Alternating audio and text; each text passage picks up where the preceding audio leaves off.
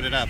Yeah. I mean, is Sam just freer to experiment or take chances? Yeah, I mean, two things. Number one, great job by our defense. I thought they did a great job today. They made it tough on us, which is awesome because if you're going to win championships, you gotta do it with defense and playing good defense. And so they made it hard on us, which was great to see.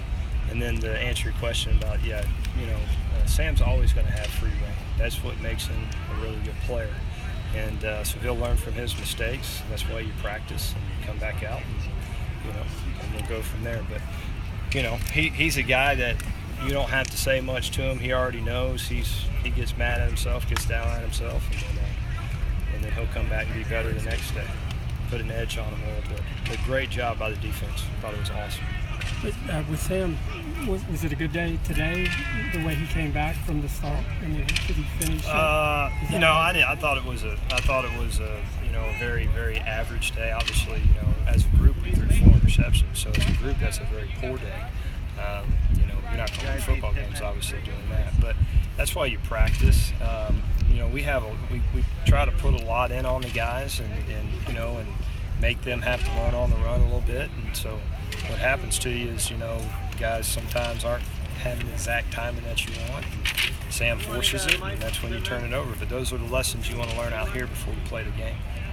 Now that Darnold has played in games, do you think a drop-off in intensity from a game to a practice kind of, he has a hard time maybe feeling it, being into it? I think it has more to do with, too, he's got to test all the guys, and he's got to get a feel where all those guys are.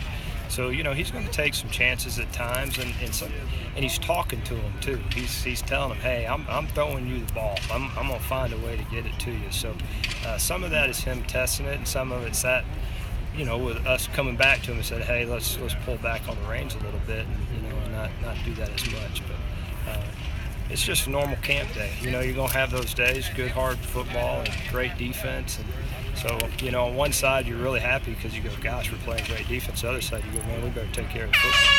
Clay said he was happy with the off season, the PRPs and the stuff you guys did. What do the quarterbacks work on during this off season? Well, we train them all through spring to be able to run their own practice, and so they'll start with individual drills. They'll move on to routes on air. They'll get some 7-on-7 work.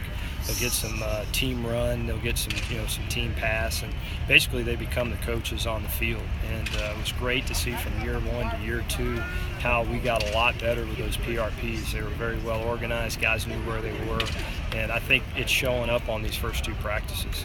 It's really good as a team as a whole. Is there an area of growth you want to see for Sam in this camp? Something you want to do differently, or something you want to work on?